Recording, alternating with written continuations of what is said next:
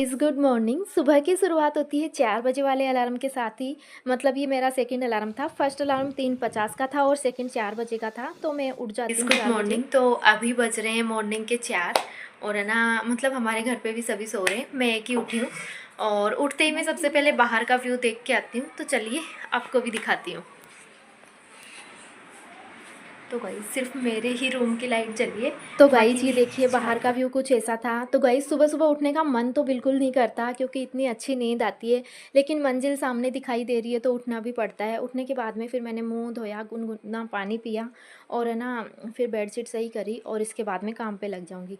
वैसे आप लोगों की पढ़ाई कैसी चल रही है? काफ़ी स्टूडेंट ऐसा कर रहे हैं। तो गाइज है ना, मैं आरपीएससी सेकंड ग्रेड की तैयारी कर रही हूँ और मेरा सब्जेक्ट एसएसटी है। हर मतलब वीडियो में यही कमेंट आता है तो मैं फिर भी बता ही देती हूँ हर वीडियो में। और काफ़ी स्टूडेंट कर रहे हैं कि फ़र्स्ट पेपर की बजाय सेकंड पे फोकस कर रहे हैं। तो देखिए ना, आपको फ़र्स्ट पे भी फोकस करना है, दोनों पेपर को साथ में मैनेज करना है, साथ में लेकर चलना है। ऐसा नहीं कि आप फ़र्स्ट के चक्कर में आपका सेकंड छूट रहा है या सेकंड के चक्कर में आपका फ़र्स्ट छूट रहा है, ऐसा बिल्कुल नहीं करना। दोनों पेपर को है ना आपको साथ में मैनेज करना है। तो आप जैसे आपकी राजस्थान जी की अच्छी है तो आप है ना साइको और पॉलिटी को अच्छा टाइम दीजिए, क्योंकि फ़र्स्ट पेपर में भी है ना 40% मार्क्स अचीव नहीं कर पाते। अभी आपने 2025 वाले रिजल्ट में देखा होगा कि काफ़ी बच्चे फर्स्ट पेपर में ही बाहर हो गए। तो मैं ना उठने के बाद में सारा काम करी, फिर मैं एक्सरसाइज करी और सुबह है ना गाइज मैं 7 साढ़े 7 लाइब्रेरी जाती हूँ। तो फिर है ना 1 घंटे मैंने घर पे ही पढ़ाई कर ली थी। फिर नहा धो के मैंने है ना ब्रेकफास्ट तो गाइज समथिंग 7:15 पे मैं घर से लाइब्रेरी के लिए निकल जाती हूँ और लाइब्रेरी पहुँचने में 5 मिनट ही लगती है। तो आपको फर्स्ट पेपर में 40% से ज़्यादा अचीव करने के लिए साइको और है ना पॉलिटी पे ज़्यादा फोकस करना है। वैसे भी जीके तो आपकी अच्छी होगी क्योंकि आपने थर्ड ग्रेड का दिया होगा। साइको और पॉलिटी से मान के चलिए 40 से 45 क्वेश्चन आ रहे हैं, तो आपको इन दोनों पे अच्छे से फोकस करना है। इन दोनों सब्जेक्ट के इम्पोर्टेंट टॉपिक्स को तो मतलब आप घोल कर ही पी जाइए। हे गाइज, तो आज के वीडियो में आपको कुछ स्पेशल बताना था। तो गाइज बात ऐसी है कि PWRS वाला मनाने जा रहा है अपना 5th विश्वास दिवस और इस खास मौके पर आप सभी को मिलेंगे ढेर सारे offers, discounts and amazing gifts. तो जरा भी देर मत कीजिए और PWRS वाला के साथ सेलिब्रेट कीजिए प्रिपरेशन का महा celebration. Get up to 75% discount on all the RS batches. Actually ये ऑफर खत्म होने वाला था, लेकिन आप सभी की हैवी डिमांड्स के कारण ऑफर को एक्सटेंड कर दिया है 15 मार्च तक। तो जल्दी से जाओ और ऑफर को अवेल करो। इन बेचेज में आपको मिल रहा है live and recorded classes, class notes, full length test plus sectional test, daily practice paper, mains practice paper, PYQ analysis, doubt engine और भी बहुत कुछ, वो भी अफोर्डेबल प्राइस में।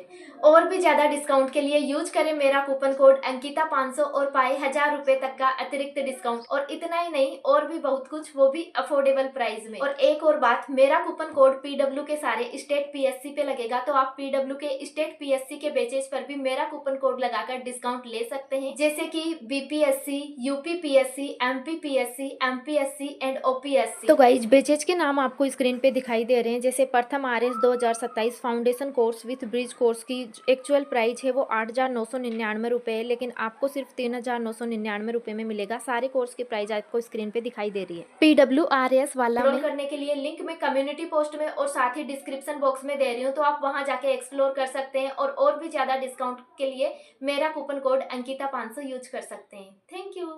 तो गाइज ये देखिए मॉर्निंग लाइब्रेरी। तो गाइज अभी हो रही है 7:15 और मैं लाइब्रेरी के लिए निकल चुकी हूँ और 5 मिनट मुझे लाइब्रेरी पहुँचने में लगेगी। तो चलिए मिलते हैं अब लाइब्रेरी में। तो गाइज है ना 7:15 पे घर से निकली थी और 5 मिनट ही मुझे लाइब्रेरी पहुंचने में लगती है। तो समथिंग 7:20 पे मैं लाइब्रेरी पहुंच जाती हूँ। और लाइब्रेरी पहुंचने के बाद में पानी वानी की बोतल भरूँगी, चेयर साफ़ करूँगी, टेबल साफ़ करूँगी। तो समथिंग है ना 7:30 बजे मैं अपनी पढ़ाई स्टार्ट कर देती हूँ लाइब्रेरी में। और मतलब है ना 7:30 भी नहीं हुए, उससे पहले भी है ना लाइब्रेरी भर चुकी है। मतलब कंपटीशन इतना बढ़ रहा है, आप यहाँ देख सकते हो। अब ये स्टूडेंट है ना, मतलब सुबह 6 बजे पता नहीं कब आते हैं। तो लाइब्रेरी पहुंचते ही फिर मैं साइकोलॉजी पढ़ना स्टार्ट कर देती हूँ। तो साइकोलॉजी की मेरी सेकंड यूनिट है वो है ना कंप्लीट होने वाली है। थोड़ा सा इसमें इस बुक में थोड़ा सा एक्स्ट्रा दे रखा है, तो वो मैं पढ़ रही हूँ। और इसके बाद में फिर मैं PYQ तो इस बुक में साथ के साथ ही दे रखे हैं, टॉपिक के साथ, ये देखिए। तो PYQ तो मैंने यहीं से कर लिए।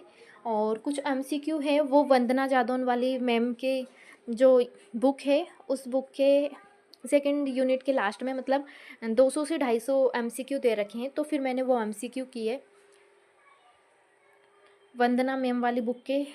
मतलब हर यूनिट के लास्ट में 200 से 250 एमसीक्यू हैं, तो फिर मैंने वो किए और इन एमसीक्यू भी को मैंने आंसर छुपा के करने की कोशिश करी।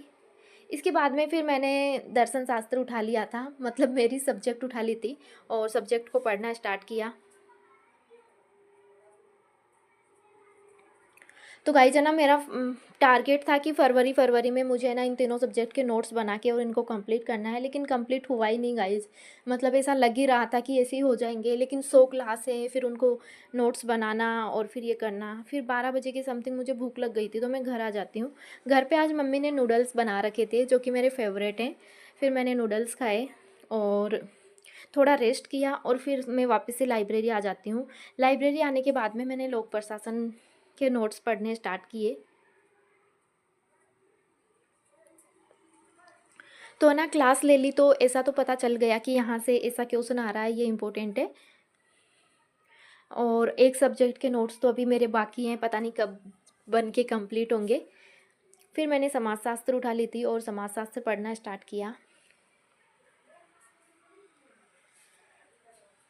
शाम के टाइम मैंने वापस ही है ना, मतलब सेकंड पेपर का पढ़ती हूँ तो फर्स्ट की टेंशन होने लगती है, फर्स्ट का पढ़ती हूँ तो ऐसा लगता है कि फर्स्ट के पेपर में सेकंड छूट जाएगा और सेकंड के चक्कर में फर्स्ट छूट जाएगा। ये आधे दिन तो माइंड में यही टेंशन घूमती रहती है। तो फिर मैं ना राहुल सर की ये पॉलिटी वाली बुक उठा लेती हूँ और इसे पढ़ना स्टार्ट कर देती हूँ। बुक में काफ़ी डीपली दिया हुआ है, यानी 25 क्वेश्चन आएंगे वो इस बुक से आ सकते हैं अगर कोई इसे अच्छे से पढ़ लेता है तो।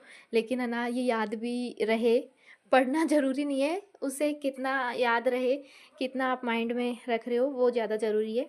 तो आज का व्लॉग यहीं तक। आपकी पढ़ाई कैसी चल रही है, कहाँ तक आपका कोर्स पहुँचा, वो कमेंट करके आप ज़रूर बताइए। मिलते हैं नेक्स्ट व्लॉग में, तब तक के लिए राधे राधे, जय श्री कृष्णा। प्लीज़ लाइक करके सब्सक्राइब जरूर कीजिए और हाइप भी कर दीजिएगा। आज का मोटिवेशन ये रहा।